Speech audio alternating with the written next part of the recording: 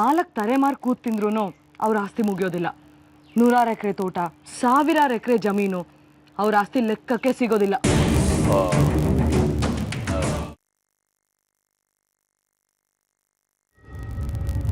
ಗಂಡನ ಕರ್ಕೊಂಡ್ಬರ್ತೀನಿ ಅಂತ ಹೋಗಿದ್ದಾಳೆ. ನೋಡೋಣ ಒಂದಲ್ಲ ಒಂದಿನ ಸಂತೋಷವಾಗಿ ನಂಗನಂತ ತನ್ನ ಗಂಡನ ಜೊತೆ ಅವಳು ನಮ್ಮ ಮನೆಗೆ ಬರ್ತಾಳೋ.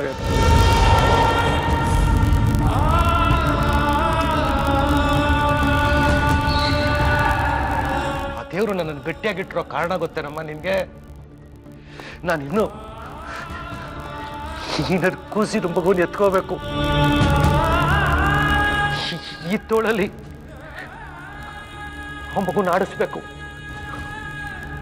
ಅದರ ಬಾಲಲೀಲೆಗಳನ್ನ ನೋಡ್ಬೇಕು.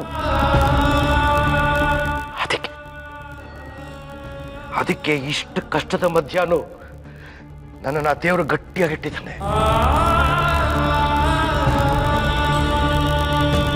ಒಂದಂತೂ ಸತ್ಯಮ್ಮ, ನಮ್ಮ ಕಡೆಗಾಲದಲ್ಲಿ ನಮಗೆ ಆಶ್ರಯ ನೀಡೋದು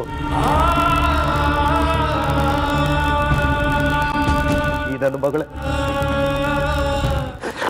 ಈ ನನ್ನ ಕೂಸೆ.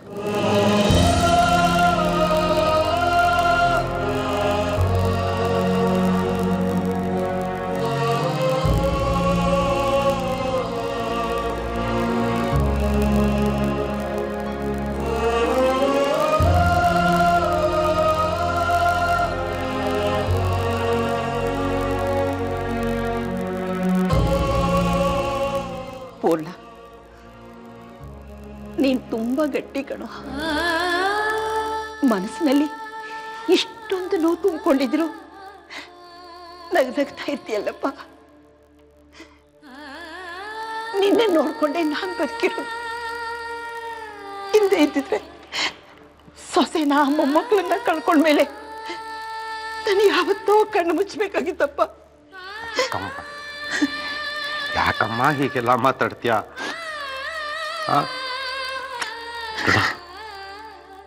ಈಗ ಚಿಂತೆ ಬಿಡು. ದೊಡ್ಡವ್ರು ಊರಿಗೆ ಬಂದಿದ್ದಾರೆ.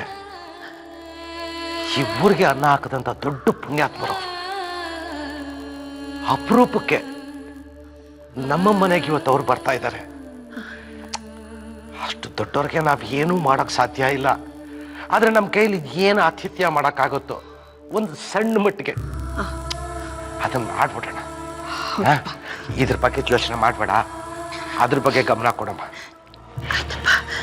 ನಾನು ಬೇಗ ಅಡಿಗೆ ಮಾಡ್ಬಿಡ್ತೀನಿ, ನೀನು ಅವ್ರನ್ನ ಕರ್ಕೊಂಡು ಬಾ. ಆಯ್ತು ಆಯ್ತು.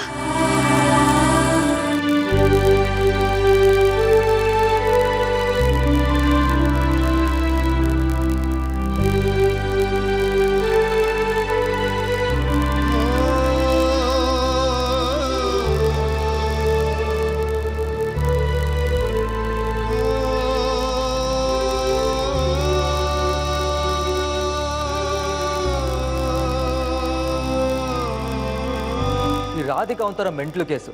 ಈಗ ಕ್ಷಣಕ್ಕಿದ್ ಬುದ್ಧಿ ಇನ್ನೊಂದು ಕ್ಷಣಕ್ಕಿರಲ್ಲ. ಒಳ್ಳೆ ಕತೆ ಆಯ್ತು ನಮ್ಗೆ. ಇಲ್ಲ ಕಣ, ರಾಧಿಕಾ ಏನೋ ಸಮಸ್ಯೆಲಿದ್ದಾಳೆ, ಅದಕ್ಕೆ ಹಿಂಗೆ ಮಾಡ್ತಿದ್ದಾಳಷ್ಟೇ. ಮೊದಲು ಹೋಗ್ತೀನಿ ಅಂತ ಅಂದವಳು ಆಮೇಲೆ ಹೋಗಲ್ಲ ಅಂತಿದ್ದಾಳಂದ್ರೆ ಅದ್ರ ಹಿಂದೆ ಬಲವಾದ ಕಾರಣ ಇರಬೇಕಲ್ಲ. ಏನೋ ಒಂದು ಅರ್ಥ ಆಗ್ತಿಲ್ಲ. ಆದರೆ ಈ ಶಾಂತನು ಈ ರಾಧಿಕಾ ಇಬ್ರು ನಿಗೂಢ ಮನುಷ್ಯರ ಥರ ಕಾಣ್ತಾರೆ ನನ್ನ ಕಣ್ಣಿಗೆ. ಹಾಳಾಗೋಗ್ಲಿ ಬಿಡು. ಆದರೆ ಈ ರಾಧಿಕಾ ದೇವಸ್ಥಾನಕ್ಕೆ ಬರ್ತೀನಿ ಅಂದವಳು ಆಮೇಲೆ ಬರಲ್ಲ ಅಂತ ಯಾಕೆ ಹೇಳಿದ್ಲು ಅನ್ನೋದು ಗೊತ್ತಾಗಬೇಕಲ್ಲ. ಅದನ್ನು ಕಟ್ಕೊಂಡು ನಮಗೆ ಏನಾಗಬೇಕು? ಆದರೆ ಈಗ ನನ್ನ ತಲೆಯಲ್ಲಿ ಹೊಡ್ತಿರೋದ ಬೇರೆ ಯೋಚನೆ. ಏನು? ಸ್ವಲ್ಪ ಅಪಾಯದ ಕೆಲಸ, ಆದರೆ ಮಾಡದೆ ಬೇರೆ ವಿಧಿ ಇಲ್ಲ. ಏನನ್ನೋದು ಹೇಳು. ಭಾವ ಮನೇಲಿಲ್ಲ. ಹೌದು. ನಿಮ್ಮ ಅಕ್ಕ ಭಾವನೂ ಈ ಮನೇಲಿಲ್ಲ. ಗೊತ್ತಿರೋದನ್ನ ಹೇಳ್ತಿದ್ಯಲ್ಲ, ಬೇರೆ ಏನಾದರೂ ಹೇಳು. ರಾಧಿಕಾ ಒಬ್ಬಳೇ ಇದ್ದಾಳೆ. ಈಗಳು ನಿಮ್ಮ ಮನೆಯಿಂದ ಹೊರಹಾಕೋದು ಸುಲಭ ಅಲ್ವಾ?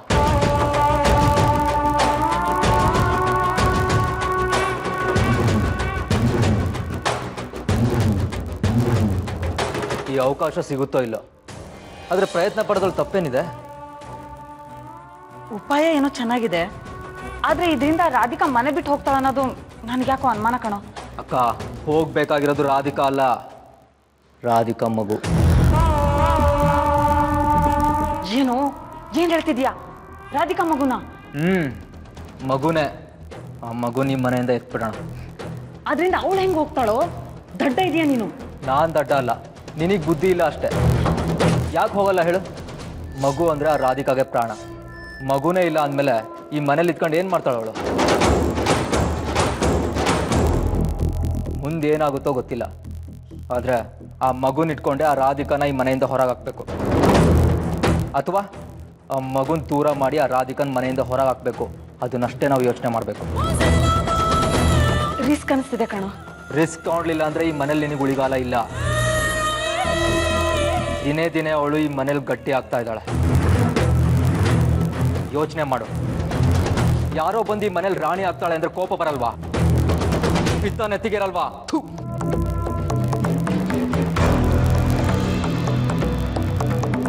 ಹೌದು ನಂಜು, ನೀ ಹೇಳಿದ್ದೆ ಸರಿ. ಮಗುನ ಮನೆಯಿಂದ ಎತ್ಬಿಡೋಣ.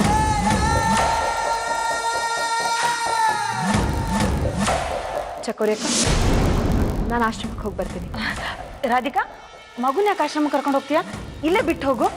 ಇಲ್ಲ, ಅಮ್ಮ ಇಲ್ಲ ಅಲ್ವಾ, ಅದಕ್ಕೆ ಕರ್ಕೊಂಡು ಹೋಗ್ತೀನಿ ಬಿಡಿ. ನಾವಿದ್ದೀವಲ್ಲ, ನಾವು ನೋಡ್ಕೋತೀವಿ. ಅಯ್ಯೋ, ನಿಮ್ಗೆ ಯಾಕೆ ಸುಮ್ಮನೆ ತೊಂದರೆ ಹೇಳಿ? ಬೇಗ ಹೋಗಿ ಬೇಗ ಬಂದ್ಬಿಡ್ತೀನಿ. ಇತ್ತೀಚೆಗೆ ತುಂಬ ಅಳ್ತಾನೆ ಬೇರೆ, ಅದಕ್ಕೆ ಕರ್ಕೊಂಡು ಹೋಗಿ ಬರ್ತೀನಿ. ಏನು ಮಗುನ ಕರ್ಕೊಂಡೇ ಹೋಗ್ಬಿಟ್ಲಲ್ವ? ಮಗುನ ಕರ್ಕೊಂಡೇನು ಫಾರಿನಿಗೆ ಹೋಗಿಲ್ವಲ್ಲ, ಇಲ್ಲೇ ಆಶ್ರಮಕ್ಕೆ ತಾನೆ.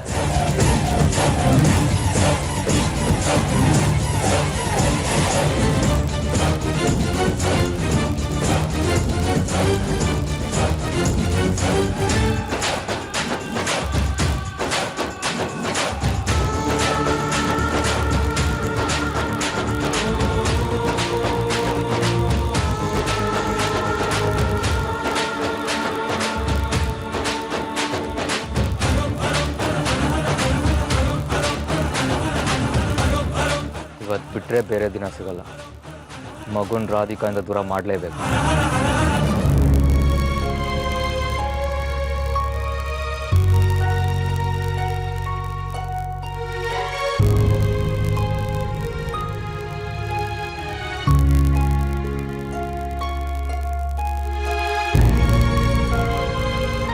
ಔಷಧಿ ಮಾಡೋಣ.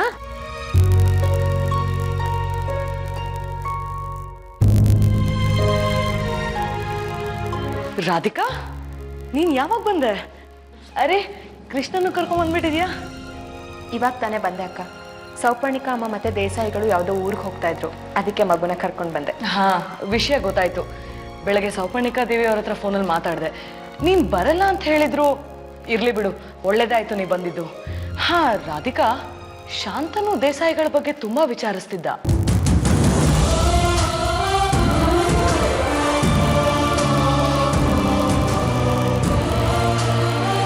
ರಾಧಿಕಾ, ಏನ್ ಯೋಚನೆ ಮಾಡ್ತಿದ್ಯಾ?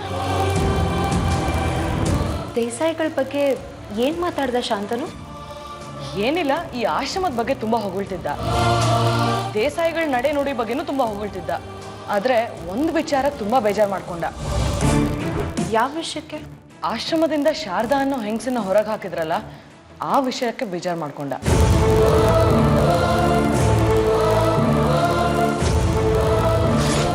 ಅಯ್ಯೋ ದೇವ್ರೆ, ಅಮ್ಮ ಮಗ ಭೇಟಿ ಮಾಡ್ಬಿಟ್ಟಿದ್ದಾರೆ. ಹಾಗಾದ್ರೆ ಎಲ್ಲ ವಿಚಾರ ಶಾಂತನು ಗೊತ್ತಾಗಿದೆ.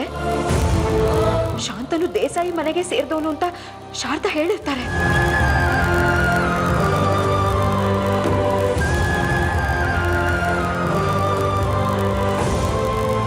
ರಾಧಿಕಾ, ಏನ್ ಯೋಚನೆ ಮಾಡ್ತಿದ್ಯಾ? ಏನಿಲ್ಲ. ಅಷ್ಟೇ ಅಲ್ಲ, ದೇಸಾಯಿ ಅವ್ರ ಕುಟುಂಬದ ಆಸ್ತಿ ಬಗ್ಗೆನೂ ತುಂಬಾ ವಿಚಾರಿಸ್ತಿದ್ದ.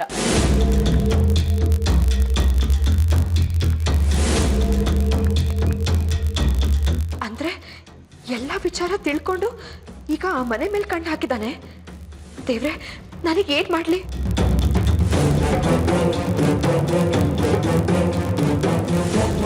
ಮತ್ತೇನ್ ಯೋಚನೆ ಮಾಡ್ತಿದ್ಯಾ ರಾಧಿಕಾ? ನಾನು ಅವಾಗಿಂದ ಶಾಂತನು ಬಗ್ಗೆ ಮಾತಾಡ್ತಾ ಇದ್ದೀನಿ, ಆದ್ರೆ ನೀನ್ ಬೇರೆ ಎಲ್ಲೋ ಇದೆಯಾ. ನಿನ್ ಮನ್ಸಿಲ್ಲ ನೋಡು. ಒಟ್ನಲ್ಲಿ ಶಾಂತನು ತುಂಬಾನೇ ಬದಲಾಗಿದ್ದಾನೆ. ಮುಂಚೆ ಎಲ್ಲ ಒಳ್ಳೆ ಹುಂಬಂತರ ಆಡ್ತಿದ್ದ. ಇವಾಗ ಒಳ್ಳೆಯವನು ಅಂತ ಅನಿಸ್ತಿದೆ. ನಂಬಿಕೆ ಬರ್ತಾ ಇದೆ ಅವನ ಮೇಲೆ.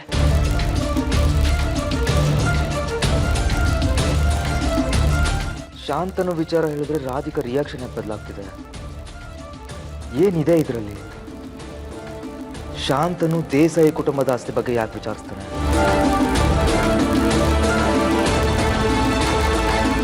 ಹಾ ರಾಧಿಕಾ, ಹೇಳದೆ ಮರ್ತು ಬಿಟ್ಟಿದ್ದೆ. ಗುರುಜಿ ಈ ಔಷಧಿನಲ್ಲಿ ತುಳಸಿನ ಜಾಸ್ತಿ ಹಾಕಕ್ಕೆ ಹೇಳಿದ್ದಾರೆ. ಬಾ ಹೋಗಿ ತಗೊಂಬರೋಣ. ಕೃಷ್ಣ ಇಲ್ಲೇ ಇರ್ಲಿ ಬಿಡು, ಆಟ ಆಡ್ತಿರ್ತಾನೆ. ಬೇಗ ಬಂದ್ಬಿಡೋಣ.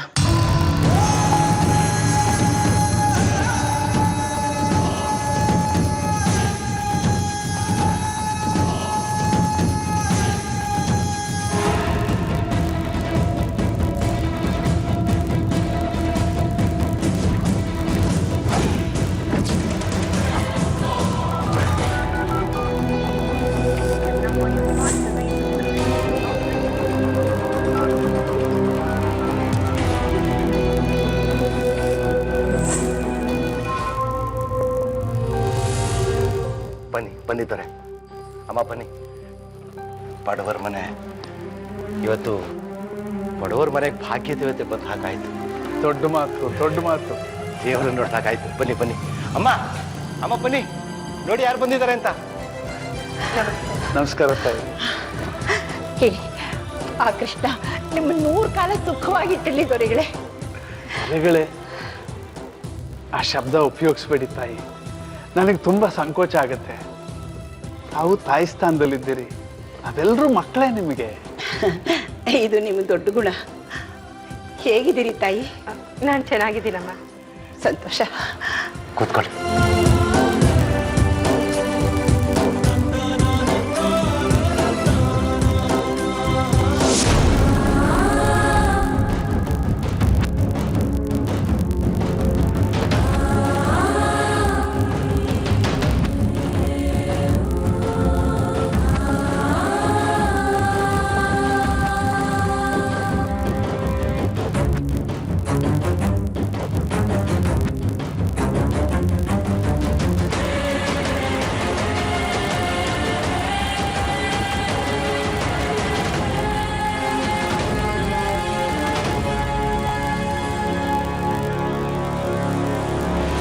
ಶಾಸ್ತ್ರಿಗಳೇ, ಬಹಳ ಹಿಂದೆ ನಿಮ್ಮ ಮನೆಗೆ ಬಂದಿದ್ದು.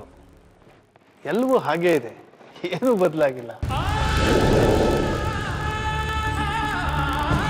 ಮನೆಗೆ ಜೀವ ಇಲ್ಲ ದೊರೆ. ಅದಕ್ಕೇನಾದ್ರೂ ಜೀವ ಇದ್ದಿದ್ರೆ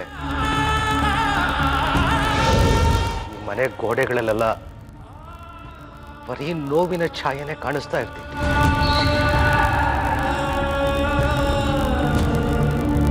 ಈ ಮನೆ ತುಂಬಾ ಕಷ್ಟ ಕಂಡಿದೆ, ನೋವು ಕಂಡಿದೆ, ದುಃಖಗಳನ್ನ ಕಂಡಿದೆ. ಆದ್ರೂ ಹಾಗೆ ಇದೆ. ನಿಜ ನಿಜ ಶಾಸ್ತ್ರಿಗಳೇ. ಬಹಳಷ್ಟು ಸಾರ್ತಿ ನಮಗನ್ಸುತ್ತೆ ನಾವು ನಿರ್ಜೀವ ವಸ್ತುಗಳಾಗ್ಬಿಡ್ಬೇಕು ಅಂತ. ಯಾಕೆಂದ್ರೆ ದುಃಖನ ಅನುಭವಿಸ್ಬೇಕಾಗಿಲ್ಲ, ಸಂಕಟನ ಸಹಿಸ್ಕೋಬೇಕಾಗಿಲ್ಲ. ನಮ್ಮ ಮುಂದೆನೆ ನಾವು ಕಳ್ಕೊಳ್ಳೋ ಜೀವಗಳಿಗೋಸ್ಕರ ಕಣ್ಣೀರಾಗಬೇಕಾಗಿಲ್ಲ ಅನ್ಸೋದು ಸಹಜ. ಅಮ್ಮ, ನಿಮ್ಮನ್ನ ನೋಡಿ ಖುಷಿ ಆಯ್ತಮ್ಮ. ಎಷ್ಟು ಕಷ್ಟ, ಎಷ್ಟು ದುಃಖ, ಎಷ್ಟು ನೋವನ್ನ ಸಹಿಸಿದ್ದೀರಿ. ಎಷ್ಟು ಚಳಿಗಾಲ, ಎಷ್ಟು ಬಿಸಿಲುಗಾಲ, ಎಲ್ಲವನ್ನೂ ತಡ್ಕೊಂಡು ನಗ್ನಗ್ತಾ ನಿಂತಿದ್ದೀರಮ್ಮ. ನಿಮ್ಮನ್ನು ನೋಡಿದ್ರೆ ನಿಜವಾಗ್ಲೂ ಖುಷಿ ಆಗುತ್ತೆ, ಸಂತೋಷ ಆಗುತ್ತಮ್ಮ. ಅಮ್ಮ, ನೀವು ಒಂದ್ಸಲ ನಮ್ಮ ಮನೆಗೆ ಬನ್ನಿ. ನಿಮ್ಮಂಥ ಹಿರಿಯರು ನಮ್ಮ ಮನೆಗೆ ಬಂದರೆ ನಮ್ಮ ಮನೆ ಮನಸ್ಸುಗಳಿಗೆ ಒಳ್ಳೇದಾಗುತ್ತೆ. ಹೌದು ತಾಯಿ, ಅಗತ್ಯವಾಗಿ ಬರಬೇಕು. ರೀ, ಮನೆ ಮಗಳಾಗಿ ಸ್ವೀಕಾರ ಮಾಡೋ ಕಾರ್ಯಕ್ರಮ ಇದೆಯಲ್ಲ, ಅದಕ್ಕೆ ಇವ್ರನ್ನ ಕರೆಯೋಣ. ಖಂಡಿತವಾಗ್ಲೂ ಕರಿತೀವಿ. ಹೌದು ಶಾಸ್ತ್ರಿಗಳೇ, ಆಶ್ರಮದಲ್ಲಿರೋ ಒಂದು ಹುಡುಗಿನ ಮನೆ ಮಗಳಾಗಿ ಸ್ವೀಕರಿಸ್ಬೇಕು ಅಂತ ಅನ್ಕೊಂಡಿದೀವಿ. ಆ ಕಾರ್ಯಕ್ರಮಕ್ಕೆ ತಾವು ಬರಲೇಬೇಕು. ಖಂಡಿತ ಬರ್ತೀವಿ. ಇವತ್ತೇ ತಾವು ಆ ಮಗುವಿನ ತಾಯಿನ ಜೊತೆಲೆ ಕರ್ಕೊಂಬರ್ತೀರಾ ಅನ್ಕೊಂಡ್ವಿ. ನೋಡಬೇಕು ಅನ್ನಿಸ್ತಿತ್ತು. ಅದು ಅಲ್ಲದೆ ಆ ಮಗುನ ಎತ್ತಾಡಿಸ್ಬೇಕು ಅಂತ ತುಂಬ ಆಸೆ ಆಗ್ತಾ ಇತ್ತು ದೊರೆ. ದಯವಿಟ್ಟು ಕ್ಷಮೆ ಇರಲಿ. ನಾನು ಹೇಳಿಲ್ವ ಸೌಪರ್ಣಿಕ, ಹೇಗೂ ಸದ್ಯದಲ್ಲೇ ನಮ್ಮ ಮನೆ ಕಾರ್ಯಕ್ರಮಕ್ಕೆ ಬರ್ತಿರಲ್ಲ, ಆಗ ಮಗು ಖಂಡಿತ ಸಿಕ್ಕತ್ತೆ. ಅಯ್ಯೋ, ಆಗಲಿ ಆಗಲಿ ಆಗಲಿ. ಬಾಯಾಕೆ ವ್ಯವಸ್ಥೆ ಮಾಡಿ.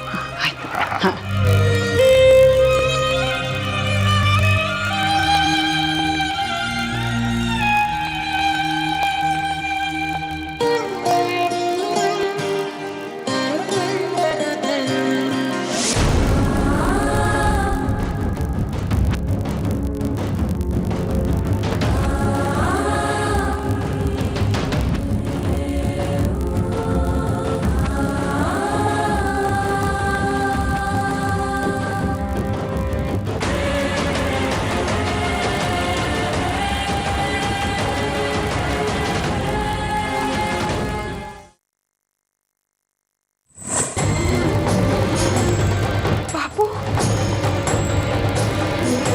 ಇಲ್ಲೇ ಮಲಗಿಸಿದ್ನಲ್ಲ ಅಕ್ಕ, ಪಾಪು ಕಾಣಿಸ್ತಿಲ್ಲ.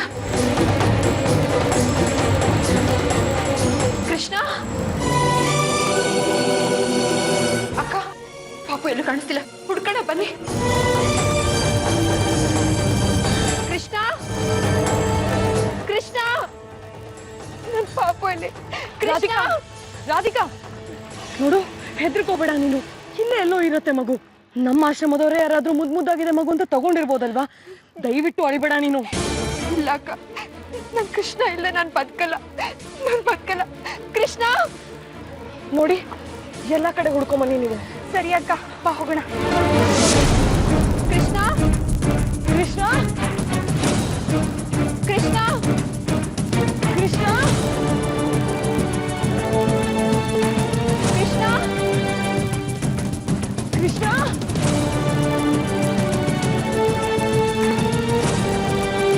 ಕೃಷ್ಣ ಕೃಷ್ಣ ಕೃಷ್ಣ ಕೃಷ್ಣ. ಅಪ್ಪ ದೇವ್ರೆ, ಹೋದ್ ಕೆಲಸ ಆಗ್ಲಪ್ಪ. ಕೃಷ್ಣ ಅಪ್ಪ, ಕೃಷ್ಣ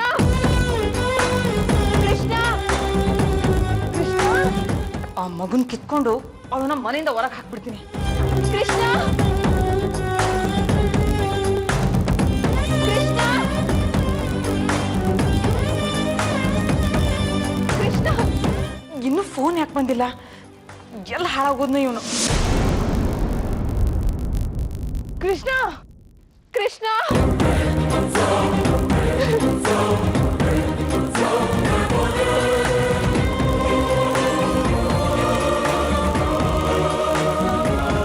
ರಾಧಿಕಾ, ಮಗು ಎಲ್ಲೂ ಕಾಣಿಸ್ತಿಲ್ಲ. ಸಂಜೀವಿನಿ ಅಕ್ಕ, ಮಗುನ ಎಲ್ಲ ಕಡೆ ಹುಡ್ಕಿದ್ವಿ, ಎಲ್ಲೂ ಕಾಣಿಸ್ತಿಲ್ಲ. ಆಶ್ರಮದಲ್ಲಿ ಬೇರೆ ಯಾರು ಕೂಡ ಬಂದಿಲ್ಲ ಅಕ್ಕ.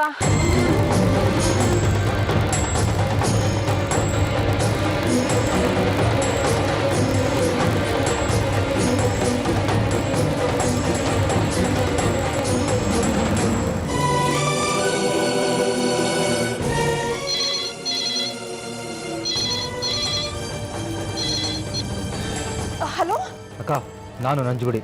ನಂಜು, ನಿನ್ ಫೋನ್ಗೆ ಕಾಯ್ತಾ ಇದ್ದೆ ಕಣೋ. ಹೋದ್ ಕೆಲ್ಸ ಏನಾಯ್ತು? ಅಕ್ಕ, ಅನ್ಕೊಂಡಿದ್ದ ಕೆಲಸ ಆಯ್ತು. ಅಂದ್ರೆ ರಾಧಿಕಾ ಮಗು ಈಗ ನನ್ನ ಕೈಲಿದೆ. ಹೇಳು, ಈಗೇನ್ ಮಾಡ್ಲಿ? ಅವನೇ ನನ್ ಮಗುಗೆ ಏನಾದ್ರೂ ಮಾಡಿರ್ತಾನೆ. ಯಾರ ಬಗ್ಗೆ ಮಾತಾಡ್ತಿದ್ಯಾ ರಾಧಿಕಾ? ಆ ಶಾಂತನು. ಶಾಂತನು ಮೇಲೆ ಏನಕ್ಕೆ ಅನುಮಾನ ಪಡ್ತಿದ್ಯಾ? ಹೌದು, ನಿಮ್ಮಲ್ಲಿ ಯಾರಿಗೂ ಅನುಮಾನ ಬಂದಿಲ್ಲ ತಾನೆ? ಅನುಮಾನ ಬರೋದಾ? ಅಕ್ಕ, ನನ್ನ ಸಾಮಾನ್ಯ ಅನ್ಕೊಂಬೇಡ. ಕಣ್ಮುಚ್ಚಿ ಬಿಡೋದ್ರೊಳಗೆ ಮಗು ಎತ್ಕೊಂಡ್ಬಂದ್ಬಿಟ್ಟೆ. ಶಾಂತನು ಯಾಕೆ ನಿನ್ ಮಗುಗ್ ತೊಂದರೆ ಕೊಡ್ತಾನೆ ರಾಧಿಕಾ? ನಿಮಗ್ ಗೊತ್ತಿಲ್ಲ ಸಂಜೀವಿನಿ ಅಕ್ಕ, ನನಗೆ ಅವನ ಮೇಲೇನೆ ಅನುಮಾನ. ಅವನೇ ನನ್ ಮಗುಗೆ ಏನಾದ್ರೂ ಮಾಡಿರ್ತಾನೆ. ರಾಧಿಕಾ, ಸರಿ, ಈಗ ನಾನು ಎಲ್ಲಿದ್ಯಾ? ಇರೋ ಜಾಗ ಹೆಸರು ಗೊತ್ತಿಲ್ಲ, ಆದ್ರೆ ಊರಿಂದ ಸ್ವಲ್ಪ ಹೊರಗೆ ಬಂದಿದ್ದೀನಿ. ಹಾಗಾದ್ರೆ ಮಗುನ್ ಏನ್ ಮಾಡ್ತೀಯ ಈಗ? ಎಲ್ಲಾದ್ರೂ ಊರ ಹೊರಗೆ ಬಿಟ್ಟು ಬಂದ್ಬಿಡ್ತೀನಿ. ಹಂಗೇನಾದ್ರೂ ಮಾಡಿದ್ರೆ ಆ ಮಗುನ್ ತಂದು ಮತ್ತೆ ಯಾರಾದ್ರೂ ಆಶ್ರಮಕ್ಕೆ ಬಿಟ್ಬಿಡ್ತಾರೆ. ಅದು ಮತ್ತೆ ರಾಧಿಕಾ ಕೈ ಸಿಕ್ಬಿಡುತ್ತೆ. ಮತ್ತೀಗೇನು ಮಾಡಲಿ? ಒಂದ್ ಕೆಲಸ ಮಾಡು, ಯಾರ ಕಣ್ಣಿಗೂ ಬೀಳ್ದಂಗೆ ಅದು ತಗೊಂಡೋಗಿ ಬಹಳ ದೂರ ಬಿಟ್ಟು ಬಂದ್ಬಿಡು. ಅದಕ್ಕಿಂತ ಇನ್ನೊಂದು ಪ್ಲಾನ್ ಇದೆ. ಏನದು? ಮಗುನ್ ಸಾಯಿಸ್ಬಿಡೋದು.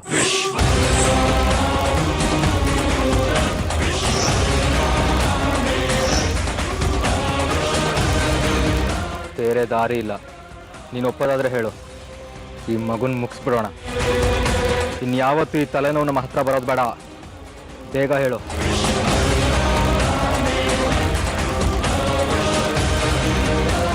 ನೀನು ಸುಮ್ಮನೆ ಇರೋದನ್ನ ನೀನು ಒಪ್ಪಿಗೆ ಅಂದ್ಕೊಂಡು ನಾನು ಈ ಕೆಲಸ ಮಾಡ್ತೀನಿ. ಈ ಕೆಲಸ ಹೆಂಗೋ ಮಾಡ್ತೀಯಾ? ಕರೆಕ್ಟಾಗಿ ಹೇಳು, ನೀ ಎಲ್ಲಿದ್ಯಾ ಅಂತ.